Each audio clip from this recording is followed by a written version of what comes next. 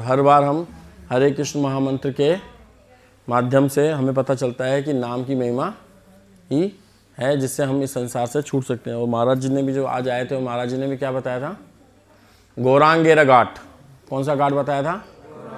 गौरांगेरा घाट। और श्री कृष्ण कर्णधार, श्री गुरु कर्णधार। गुरु कौन है? कर्णधार है।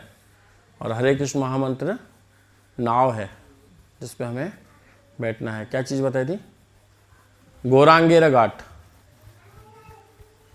मतलब महाराज जी मतलब गौरांगेरा घाट, एक घाट ऐसा है जिसका नाम है गौरांगेरा घाट। मतलब गौरांग, उसमें घाट में एक जगह से एक पानी पार करके जाना पड़ता है, तो उसमें गौरांगेरा घाट।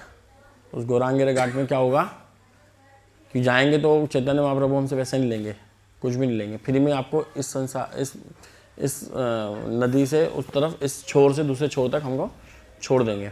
लेकिन दूसरे घाट पे जाएंगे तो पैसे लगेंगे हमारे। कौन से घाट पे फ्री है? बोलो। गौरांगेरा घाट। गौरांगेरा घाट। तो उस घाट पे जाएंगे तो हमसे कोई पैसा नहीं लेगा, है ना। और वहाँ पे नाव कौन सी है? हरे कृष्ण महामंत्र की। तो उसमें हमको सबको बैठना है। और उसके चला रहा कौन है? गुरु चला रहा है, प्रभुपाद। प्रभुपाद उस नाव को चला रहे हैं और हम सबको बिठा रहे हैं। तो महाराज जी बता रहे थे रास्ते में कोई पेट्रोल पंप भी नहीं मिलता जब हम लेके जाते हैं नाव को। इनको रास्ते में कोई स्टेशन भी नहीं आता, तो कोई रुकने का नहीं है वहाँ पर, उसमें बैठने का है। और इस भव सागर से निकलने का एक ही तरीका है कि हम चैतन्य महाप्रभु की शरण में जाएं और प्रभुपाद जी की शरण में जाएं। और किसका करें? हरे कृष्ण महामंत्र का जाप करें। हरे कृष्णा कृष्णा कृष्णा हरे हरे, हरे राम राम राम हरे हरे। तो जब हम ये जाप करते हैं और गौरांगेरा घाट पे जाते हैं तो हम इस संसार से, भौतिक संसार से निकल जाते हैं। कई भक्तों को तो, यहाँ कई नए भक्त लोग हैं उनको तो ये भी नहीं पड़ता होगा कि भौतिक संसार है क्या, क्या हम उसमें सच्ची में उलझे हुए हैं, क्या इसमें क्या दिक्कत है, क्यों हमको यहाँ से बार बार निकालना चाहते हैं। हम यहाँ पे ठीक तो हैं, सब सही तो चल रहा है, अच्छी पेंशन आ रही है, अच्छी सैलरी मिल रही है, बच्चे भी ठीक हैं, घर भी ठीक है, सब कुछ सही तो है, तो क्यों बार बार से यहाँ से हमें भगाने की कोशिश करते हैं। पता नहीं वहाँ पे क्या होगा, वहाँ पे जाएंगे फिर पता नहीं कौन नया, यहाँ पे तो बना लिया घर, वहाँ पे पता नहीं कौन सा घर बनाना पड़ेगा, पता नहीं वहाँ पे सरकार की योजना चलती होगी नहीं चलती होगी, सब्सिडी मिलेगी नहीं मिलेगी, वहाँ पे ये वाली बीवी मिलेगी पता नहीं मिलेगी, कैसा होगा हमें तो पता ही नहीं कुछ, है ना। तो सही तो चल रहा है, यहाँ पे क्या दिक्कत है, क्यों बार बार में यहाँ से हमें संसार से निकालने की कोशिश कर रहे हैं। तो इस संसार को भवसागर बताया गया है। तो भवसागर से निकलने के लिए भवौषधि हरे कृष्ण महामंत्र। तो जो सन्यासी हैं, जो बड़े बड़े, उन्होंने रियलाइज़ किया है, और भागवतम में भी लिखा हुआ है कि हकीकत में हम मतलब अगर कोई अभी आज की तारीख में अगर कोई हम सनातनी कहें ना, अगर वो बांग्लादेश में है तो बहुत बुरी तरह से फंसा हुआ है ना। हम उससे भी ज़्यादा तरीके से फंसे हुए हैं संसार में। मतलब अगर हम देखें कि कोई ऐसी कंट्री में कोई ऐसा अपना व्यक्ति फंसा हुआ है जो हरे कृष्ण महामंत्र नहीं बोल सकता है, जो धोती नहीं पहन सकता है, जो कुर्ता नहीं, वो कितनी विषम स्थिति में होगा, है ना। अगर हम कंपेयर करें ना तो उससे भी ज़्यादा पूरी संसार पूरा भरा पड़ा है दुखालय में। अभी दिखा रहे थे कि अमेरिका में जो आग लगी है तो उसमें एक लेडीज़ थी, आया था मैंने तो थोड़ा सा देखा था, उसमें इंटरव्यू दे रहे थे, तो आधे आधे कपड़े पहने हुए थे इतने, और वो सब लोग बैठे हुए थे और इंग्लिश में कट कर पता नहीं क्या बोल रहे थे, और एक डायग्राम दिखा रहे थे, उसमें पता नहीं सबको नंबर दे रहे थे। तो गॉड को 0 नंबर दिया गया वहाँ पर। आपने देखा था ये वीडियो, किसने देखा था? तो गॉड को 0 नंबर दिया गया और तुरंत ही वहाँ अमेरिका में आग लग गई भयंकर वाली, जो कंट्रोल ही नहीं आ पा रही है। तो उनको पहली चीज़ तो ये पता नहीं है कि भगवान कौन है, हम कौन हैं। वो सोचते हैं कि दुनिया बनाने वाले क्या तेरे मन में समाई, काहे को दुनिया बनाई, हम ही बना लेते इससे बढ़िया दुनिया। तो अभी हम इस पे और आगे की चर्चा करके आज हम अपने मेन टॉपिक पे चलते हैं। तो हमको बस गौरांगेरा घाट, श्री गुरु कर्णधार, हरि नाम, 3 चीज़ें याद रखनी है हमको। क्या? और महाराज जी ने यह भी कहा था अगर वहाँ जाओगे गौरांगेरा घाट भूल जाओगे तो किसी और घाट पे जाओगे तो तुमको और कहीं उतार देंगे, है ना। पैसे भी लेंगे और कहीं भी उतार देंगे तुमको। तो हमको ध्यान रखना, गौरांगेरा घाट, हाँ गौरांगेरा घाट, श्री गुरु कर्णधार। और गुरु कौन है? श्री श्रीमद अभय चरणारविंद भक्ति वेदांत स्वामी शिला प्रभुपाद, शिला प्रभुपाद, हाँ शिला प्रभुपाद की जय। तो देखो आज जो हम श्लोक पर चर्चा करने जा रहे हैं ना, ये दिखने में थोड़ा सा डिफिकल्ट है, लेकिन हम जब इसकी गहराई में जाएंगे ना तो लगेगा अरे यार, हमको खुद को आश्वासन मिलेगा कि हम कितने खुश हैं इस श्लोक से। जब हम आज जो श्लोक की चर्चा करेंगे तो इस श्लोक की 2 लाइनों में तो लगेगा कि कुछ मज़ेदार नहीं है, लेकिन जब हम इसके डीप में जाएंगे तो पता पड़ेगा कि हम बहुत ज़्यादा सौभाग्यशाली हैं। यदा विनियतम चित्तम आत्मनि एव अवतिष्ठते निस्पृह सर्वकामेभ्यो युक्त इति उच्यते तदा, युक्त इति उच्यते तदा। यदा विनियतं चित्तम् आत्मनि एव अवतिष्ठते निस्पृह सर्वकामेभ्यो युक्त इति उच्यते तदा। अब मैं पूरा श्लोक बोलता हूँ ना। यदा विनियतं चित्तम् आत्मनि एव अवतिष्ठते निस्पृह सर्वकामेभ्यो युक्त इति उच्यते तदा।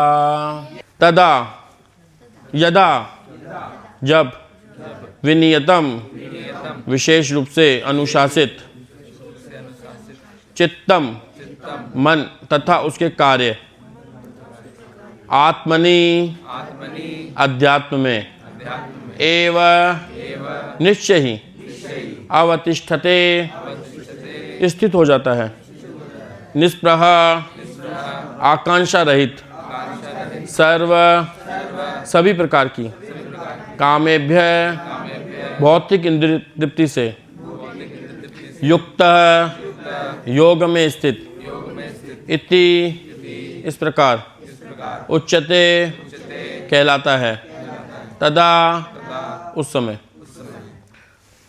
अब मैं ये श्लोक पढ़ूंगा, लेकिन उससे पहले एक श्लोक जो पिछला वाला है 17 नंबर, उसका पढ़ता हूँ। जो खाने सोने आमोद प्रमोद तथा काम करने की आदतों में नियमित रहता है, बोलिए, जो खाने सोने आमोद प्रमोद तथा काम करने की आदतों में नियमित रहता है, वह योगाभ्यास द्वारा समस्त भौतिक क्लेशों को नष्ट कर सकता है। जब योगी, अब अपने वाले श्लोक में आ गए, जब योगी योगाभ्यास द्वारा अपने मानसिक कार्यकलापों को वश में कर लेता है और अध्यात्म में स्थित हो जाता है, अर्थात समस्त भौतिक इच्छाओं से रहित हो जाता है, तब वह योग में सुस्थिर कहा जाता है। अभी तात्पर्य की 4 लाइनें कौन पढ़ेगा, जिनकी आवाज तेज हो बिना माइक के? हाँ पढ़िए। साधारण मनुष्य की तुलना में योगी के कार्यों में यह विशेषता होती है कि वह समस्त भौतिक इच्छाओं से मुक्त रहता है, जिसमें मैथुन प्रमुख है। एक पूर्ण योगी अपने मानसिक कार्य में इतना अनुशासित होता है कि उसे कोई भी भौतिक इच्छा विचलित नहीं कर सकती। यह सिद्ध अवस्था कृष्ण भावनाभावित व्यक्तियों द्वारा स्वतः प्राप्त होती है, स्वतः प्राप्त हो जाती है, जैसा कि श्रीमद् भागवतम। बहुत अच्छे। तो देखो 3 तरीके के लोग हैं। एक तो वो जो योगी नहीं है, जो योगाभ्यास नहीं करते, योग में नहीं जुड़ते, है ना। एक तो वो होता सामान्य मनुष्य, खा रहे हैं पी रहे हैं ना, इस तरीके के हो गए, राइट। और एक होते योगी। योगी क्या करते हैं? जो खाने सोने आमोद प्रमोद तथा काम करने की आदतों में नियमित रहते हैं, है ना। ये श्लोक संख्या 17, ये बहुत इंपॉर्टेंट श्लोक है, 6ठे अध्याय का 17वां नंबर श्लोक।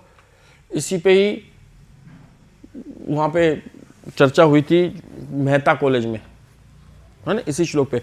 जो खाने सोने आमोद प्रमोद तथा काम करने की आदतों में नियमित रहता है, वह योगाभ्यास द्वारा समस्त भौतिक क्लेशों को नष्ट कर सकता है।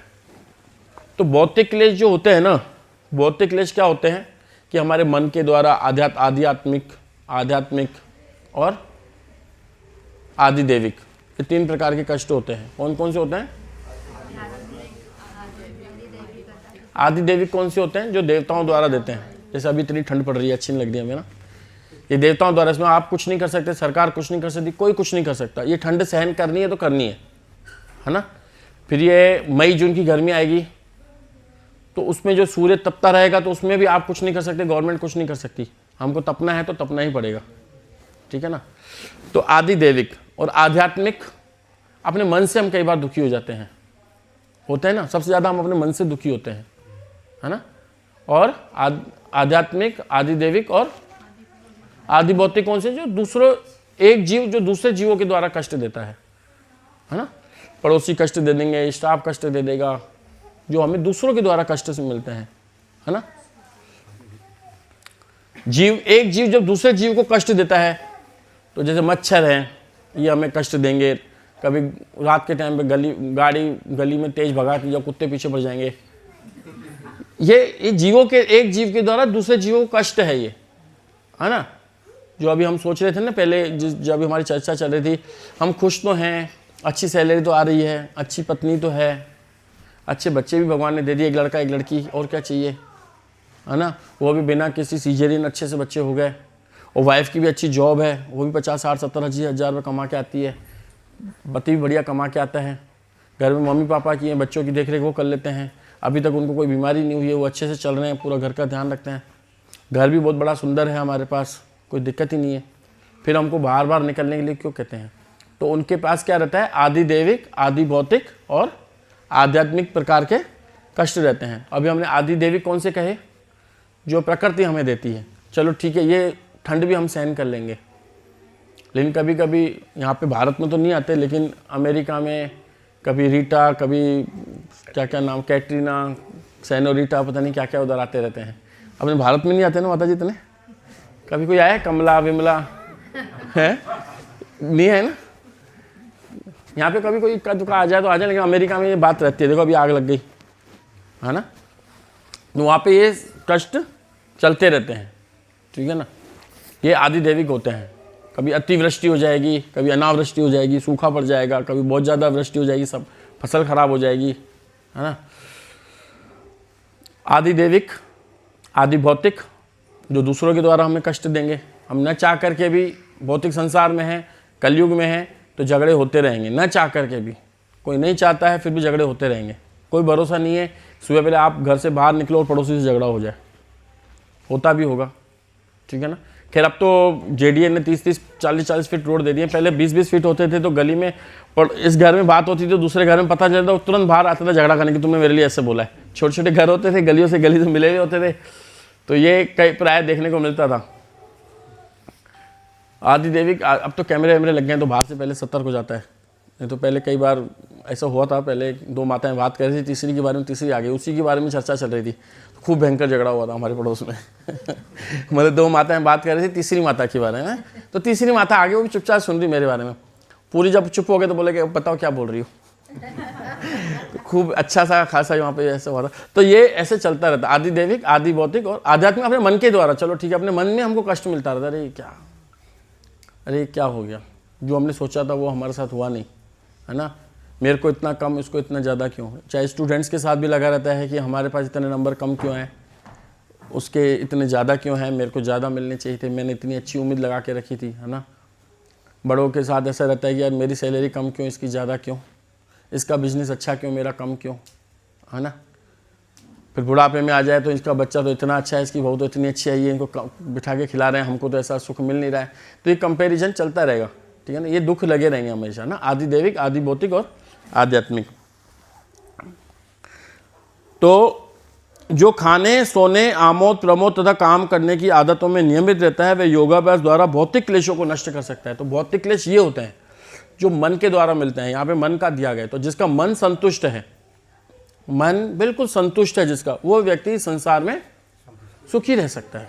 मन संतुष्ट है, जो मिल गया है ना। राम नाम जपना, भगवान का गुण गाना और दाल रोटी में सुख मिल जाए, जो भी मिल जाए ठीक है, वो सुखी जीवन है ना।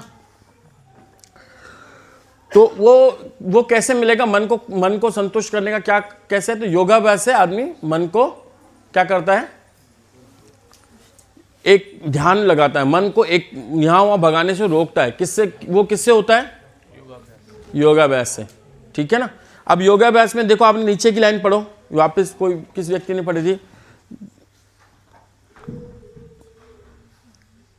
एक पूर्ण योगी अपने मानसिक कार्यों में इतना अनुशासित होता है कि उसे कोई भौतिक कष्ट इच्छा विचलित नहीं कर सकती। किसकी बात हो रही है?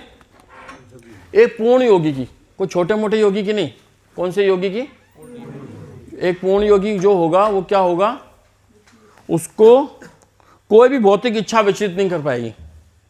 और समझ गए मेरी बात को? क्या बोला मैंने? एक पूर्ण योगी को एक भी भौतिक इच्छा विचलित नहीं कर पाएगी। यहां तक बात समझ में आ गई? जो योगाभ्यास करते हैं, ये उनकी बात चल रही है। जो योगाभ्यास करते हैं, ध्यान लगाते हैं और ध्यान लगा करके अपने मन को कंट्रोल करते हैं, वो बिल्कुल एकांत स्थान में बैठते हैं और बिल्कुल समाधि में बैठते हैं और अपने मन को विचलित करते हैं, शांत करते हैं, रोकते हैं, तो फिर उनके पास भौतिक इच्छा आती नहीं है। भौतिक इच्छा मन से आती है, तो उनके पास भौतिक इच्छा आई नहीं, ठीक है ना। तो वो क्या हो गए? भौतिक इच्छाओं से दूर हो गए। कितना उनको प्रयास करना पड़ा? बहुत प्रयास करना पड़ा। पहले तो उन्होंने एकांत स्थान ढूंढा, फिर उसमें अष्टांग योग किया, ठीक है ना, फिर प्राणायाम किया, ये योगाभ्यास किया, जो भी किया उन्होंने, अष्टविधियाँ अपनाई, जो भी अपनाया। उसके बाद उन्होंने क्या किया? बिल्कुल अपने मन को शांत कर दिया। और मन जैसे शांत हो जाएगा तो उसको क्या होगा? भौतिक इच्छा सताएंगी नहीं। भौतिक इच्छाओं सताती है ना, तब जाके परेशानी आती है। जब मन भौतिक इच्छाओं को नहीं सता रहा तो कोई प्रॉब्लम होगी नहीं, ठीक है ना। अब हम ये लाइन पढ़ेंगे। तो यह सिद्ध अवस्था, कौन सी सिद्ध अवस्था है? योगी की जो सिद्ध अवस्था, यह सिद्ध अवस्था कृष्ण भावना भावित व्यक्तियों के द्वारा स्वतः प्राप्त हो जाती है। यानी कि आप सब जो लोग यहाँ बैठे हो, आप कृष्ण भावना भावित हो, और ये जो है ना चीज, ये हमको कैसे मिल जाती है? पहले से ही मिल जाती है इसकी। यह सिद्ध अवस्था कृष्ण भावना भावित व्यक्तियों द्वारा स्वतः प्राप्त हो जाती है। इसके लिए प्रयास नहीं करना पड़ता है। सुबह को अभी देखो सब लोग उठते हैं, है ना, जो थोड़े से मैच्योर हो गए। अब देखो सुबह को उठने में दिक्कत नहीं आती है। पहले 2 माला करने में भी ऐसे लगता था कि उठो, नहीं बैठ पाते थे। अब हम 8-8, 10-10, 12-12 माला एक साथ बैठ के कर लेते हैं। बाहर जाते हैं, हमारे सामने खाने पीने में लगता है नहीं टोपा जी ने मना किया है, हम इस चीज़ को हाथ भी नहीं लगाएंगे। ये प्याज लहसुन है, इसको तो देखो हम खाएंगे भी नहीं, देखेंगे भी नहीं। तो योगी इन चीज़ों से दूर रहता है। और हमने थोड़ी सी माला की है, कोई हमने योगाभ्यास नहीं किया, कोई कुछ नहीं किया, हमने बस हरे कृष्ण महामंत्र किया है, भक्तों का संग किया है, महाराज जी के दर्शन किए, इससे हमको ये सिद्धावस्था मिल रही है।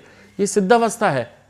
जो व्यक्ति आज भी, जो श्रील प्रभुपाद बोलते थे कि इस कलयुग में जो व्यक्ति चाय से दूर रह सकता है, प्याज लहसुन से दूर रह सकता है, वो अर्जुन की तरह बलशाली है। किसकी तरह बलशाली है? अर्जुन की तरह बलशाली है, जो इस कलयुग में चाय और प्याज लहसुन से दूर रह लेता है।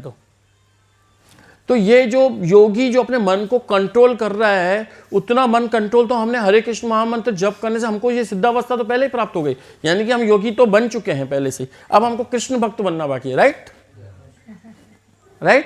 अब हम इसके उदाहरण भी कैसे हम कह सकते हैं कि ये सही है। अब प्रभुपाद जी ने इसको कहाँ कहा है, अब देखते हैं।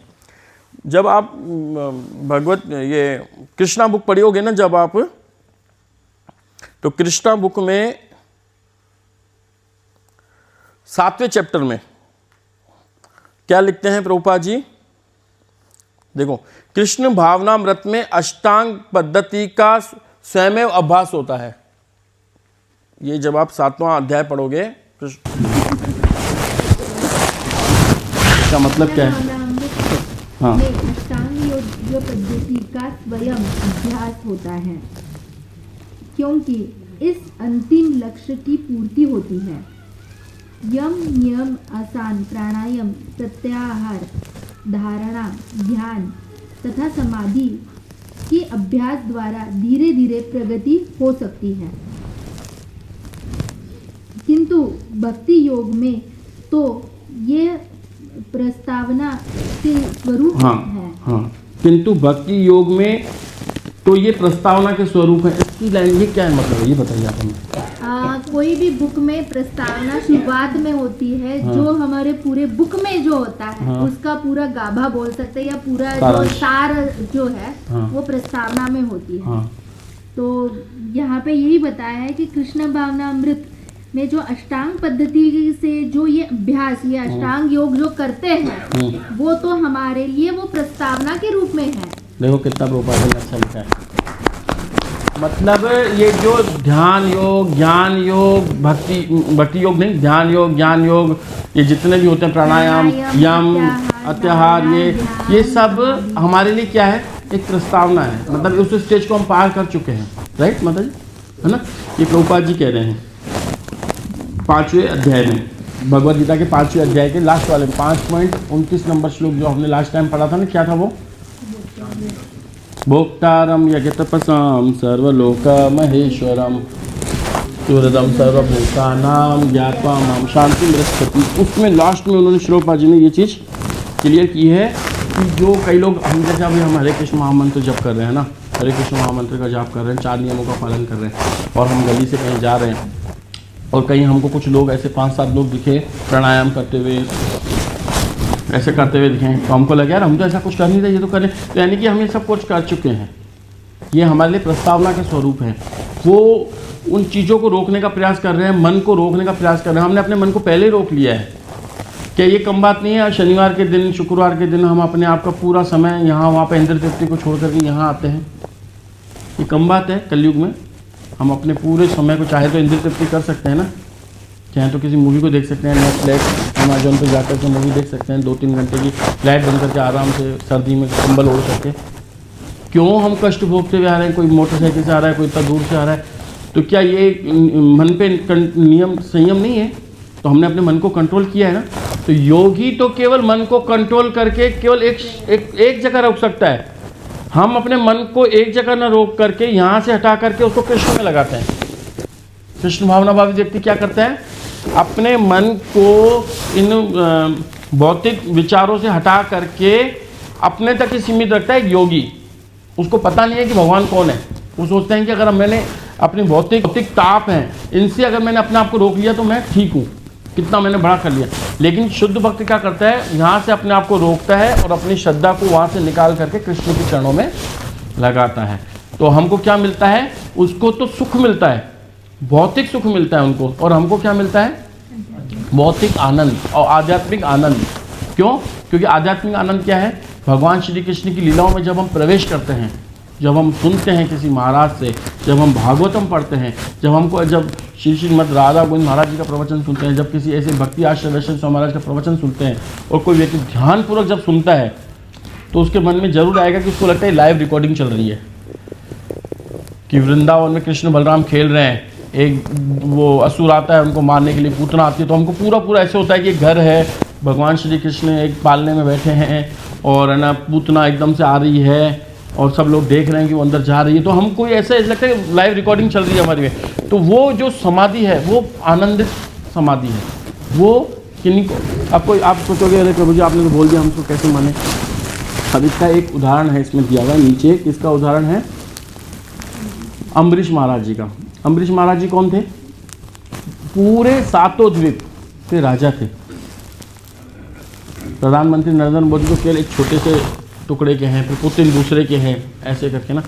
तो अभी चक्रवर्ती सम्राट हम कैसे कहेंगे? हम अमेरिका को कह सकते हैं?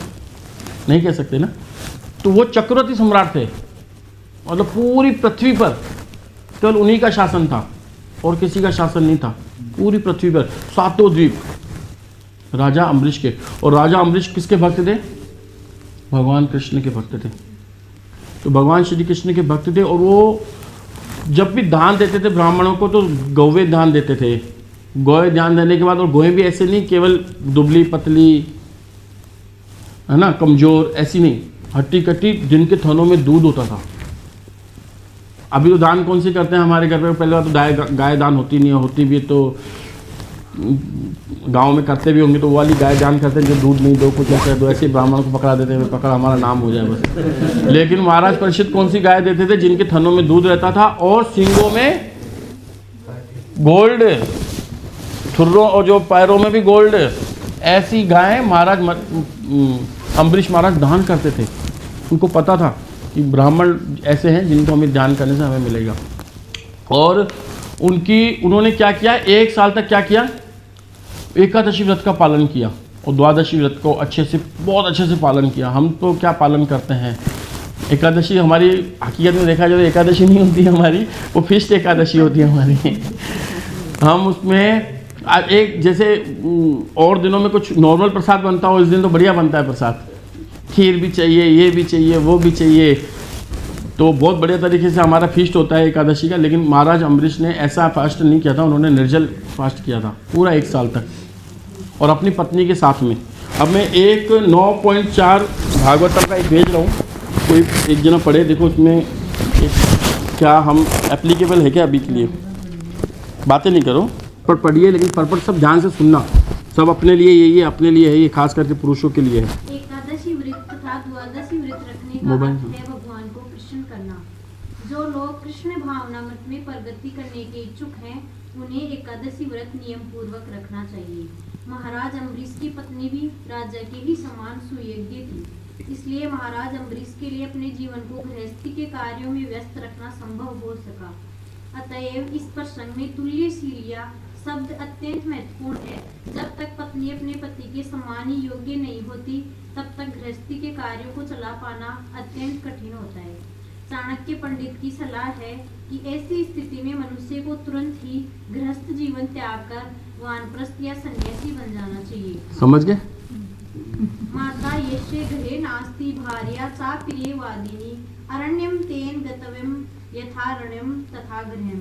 जिस व्यक्ति के घर में माता न हो और जिसकी पत्नी उसके अनुकूल न हो, उसे तुरंत ही जंगल में चले जाना चाहिए।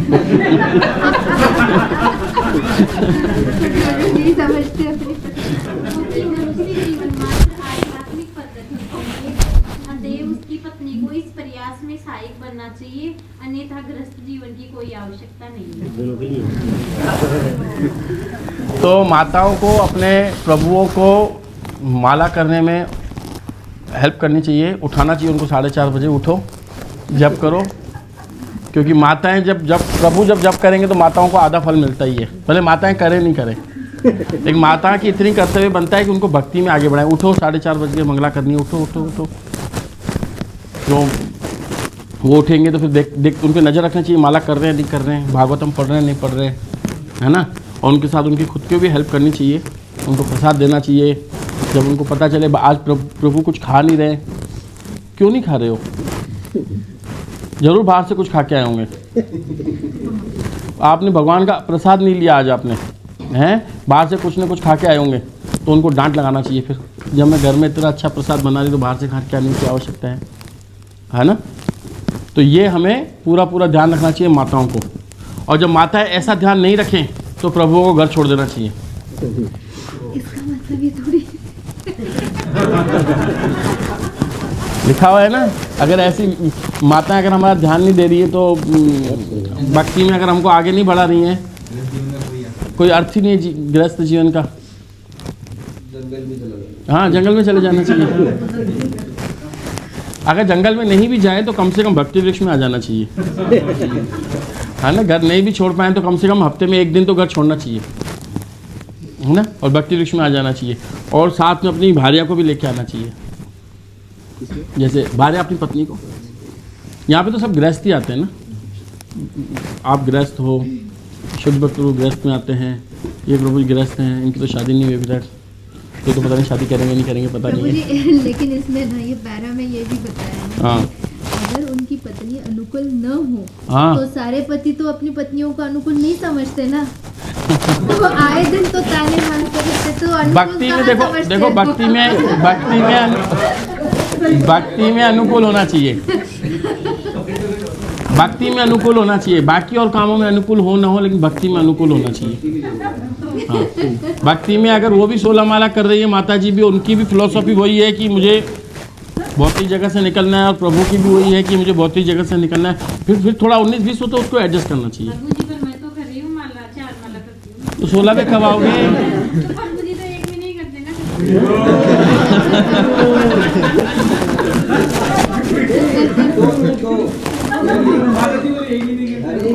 नहीं, मेरी माता जी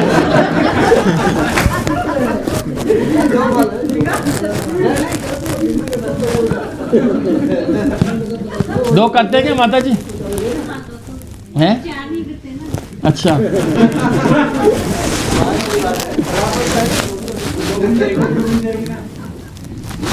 अब हम आगे बढ़ते हैं, ठीक है ना? सब में कमियां हैं, एक दूसरे की नहीं देखें। जो 4 करते हैं उनमें कमी ये है कि अभी हमारी 12 कम है ना? जो 4 माला करते हैं उनकी कमी ये है कि अभी हमारी 12 नहीं हो पा रही है, और जो 16 कर रहे हैं उनके अंदर कमी ये है कि हम ध्यानपूर्वक नहीं कर पा रहे हैं, हम ब्रह्म मुहूर्त में नहीं कर पा रहे हैं, है ना? 16 माला हम पूरी सुन नहीं पा रहे हैं, है ना? तो अभी हम क्या चर्चा कर रहे थे? तो महाराज अम्बरीश की पत्नी थी, उनके साथ उन्होंने क्या किया? 1 वर्ष तक एकादशी व्रत किया, और एकादशी व्रत जब उन्होंने 1 साल के बाद जब उन्होंने उसका, ऐसा नहीं है कि उसके बाद उन्होंने फिर किया नहीं, लेकिन 1 साल तक उन्होंने बहुत अच्छे से किया। फिर उन्होंने जब उसका एक ऐसा आया, फिर उसमें उन्होंने सब ब्राह्मणों को बुलाया और उनको प्रसाद खिलाया, और खुद उसके बाद में खाया। और गृहस्थ का ये कर्तव्य होता है। क्या होता है? शास्त्रों में लिखा हुआ है कि जब गृहस्थ प्रसाद पाए ना घर पे, जब गृहस्थ प्रसाद पाए तो बाहर जाके 3 आवाज़ें लगानी चाहिए। कोई भूखा हो तो आ जाओ खाने के लिए कोई भूखा हो तो आ जाओ खाने के लिए, 3 बार आवाज़ तेज तेज देनी चाहिए, फिर जाके प्रसाद के लिए बैठना चाहिए और देखना चाहिए सबने घर में पाया नहीं पाया। फिर उसके बाद अब थाली आ गई, उसके बाद भी देखो, विचार करो कि हमारे घर में कोई छिपकली, कोई मच्छर, कोई कीड़ा, सबको मिला है, प्रसाद नहीं मिला है। ये गृहस्थ आश्रम का एक बहुत बड़ा कर्तव्य होता है हमारा। क्या कर्तव्य होता है? कि हम ये देखें कि सबने प्रसाद पाया या नहीं पाया, है ना? तो उन्होंने क्या किया, जब एकादशी व्रत का जब उन्होंने पूरा कर लिया तो द्वादशी के दिनों पालन वो करने वाले थे, क्या बोलते हैं उसको अपन? पारण करने वाले थे। तो उन्होंने काफ़ी ब्राह्मणों को बुलाया और उनको बहुत बड़ा उन्होंने प्रसाद दिया, खूब प्रसाद उनको खिलाया। और जब खुद के बारी आई तो इतने में कौन आ गया अंदर? दुर्वासा मुनि आ गए। दुर्वासा मुनि आ गए तो उनका उन्होंने काफ़ी सत्कार किया। तो बोले आओ बैठो। बोले रुको, मैं अभी थोड़ा सा अपने नित्य कर्म करके आता हूँ। और वो चले गए कहाँ? यमुना नदी में नहाने के लिए। नहा करके वो निराकार ब्रह्म का ध्यान करते थे। योगी थे, वो भी मुनि थे, वो भक्त नहीं थे भगवान के ना। तो उन्होंने क्या किया, और उनको आने में थोड़ी देर हो गई। तो उन्होंने पूछा अब क्या करें? तो बड़े बड़े ब्राह्मण बैठे थे वहाँ पर, उनसे विचार विमर्श किया कि अब देखो टाइम तो हो गया है पारण का, अगर नहीं रखेंगे तो पूरा 1 साल का जो अपन ने एकादशी व्रत की थी सारा पालन खराब हो जाएगा, तो क्या करें इसमें? तो उन्होंने बोला एक काम करते हैं, अपन थोड़ा सा जल पी करके इसको, सब ब्राह्मणों की विचार विमर्श से ये बात हुई कि ठीक है आप थोड़ा जल पी लो, प्रसाद बाद में ले लेना। तो उन्होंने थोड़ा सा उन्होंने जल पी लिया। ऐसे उनका एकादशी, और वो थोड़े लेट आए, दोपहर में आए वो। तो वो दोपहर में आए तो उनको जब आगा भक्ति की, उनको जब बहुत ज़्यादा उनको सम्मान दिया, तो वो अपने योग बल से पहचान गए कि इन्होंने मेरे से पहले ही उन्होंने वहाँ पानी पी लिया। वो बहुत क्रोधित हुए, बहुत उनको भला बुरा कहा, और अपने जटा में से एक बाल निकाल करके जो मंत्र पढ़ के बोला इसको मारो अम्बरीश महाराज को भी। महाराज अम्बरीश भगवान के बहुत बड़े भक्त थे। उन्होंने अपने हाथों को किसकी सेवा में लगाया था? भगवान के मंदिर को साफ करने में। महाराज अम्बरीश, किन की बात कर रहे हैं हम? पूरे 7 द्वीपों के जो राजा थे, उनके नीचे पता नहीं छोटे छोटे राजा कितने रहे होंगे।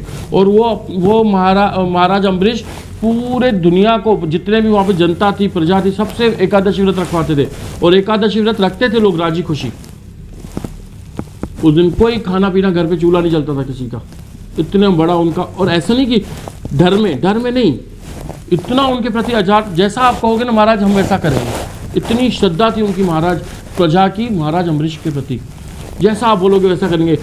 एकादशी के दिन चूल्हा नहीं जलेगा, ठीक है नहीं जलेगा। जैसे आज हम प्रभुपाद जी के प्रति इतना हमारी श्रद्धा है, प्रभुपाद जी बोल देंगे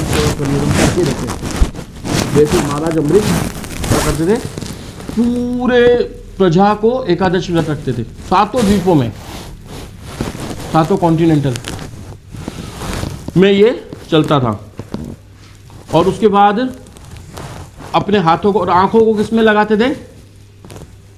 भगवान के अर्चा विग्रह के दर्शन करने में। इन आंखों का केवल इतना ही काम होता था कि भगवान के अर्चा विग्रह का दर्शन करें। और नाक से गंध लेते थे,